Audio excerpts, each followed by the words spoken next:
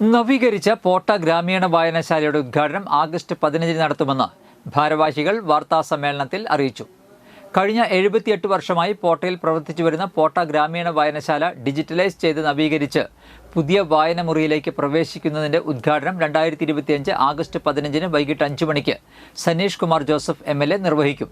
പ്രശസ്ത കവി എങ്ങണ്ടിയൂർ ചന്ദ്രശേഖരൻ മുഖ്യപ്രഭാഷണം നടത്തും. മുനിസിപ്പൽ ചെയർമാൻ ഷിബു വാലപ്പൻ വിശിഷ്ട അതിഥിയായി പങ്കെടുക്കും. LF ചർച്ച് വികാരി ഫാദർ ടോം മാളിയേക്കൽ അനുഗ്രഹ പ്രഭാഷണം നടത്തും. തുടർന്ന് ആലപ്പുഴ സൂര്യകാന്തി തിയേറ്റേഴ്സ് അവതരിപ്പിക്കുന്ന കല്യാണം എന്ന സാമൂഹ്യ നാടകം അരങ്ങേറും. ഇന്ത്യ സ്വാതന്ത്ര്യം നേടുന്നതിന് മുമ്പായി സ്ഥാപിച്ചതാണ് പോട്ട ഗ്രാമീണ വായനശാല. M. രാമൻകുട്ടി മേനോനാണ് സ്ഥാപകൻ. സ്വാതന്ത്ര്യ സമര സേനാനിയായ AV മേനോനാണ് ആദ്യ പ്രസിഡന്റ്. പോട്ടയുടെ കലാ സാംസ്കാരിക രംഗത്ത് മഹത്തായ പങ്കുവഹിച്ചിട്ടുണ്ട് ഈ വായനശാല.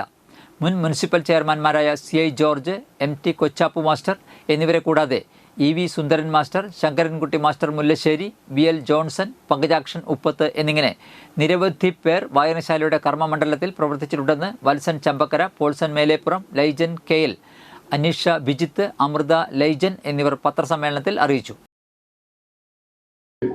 ഡിജിറ്റലൈസ് ചെയ്ത് പുതിയ വായനാമുറിയിലേക്ക് പ്രവേശിക്കുകയാണ്.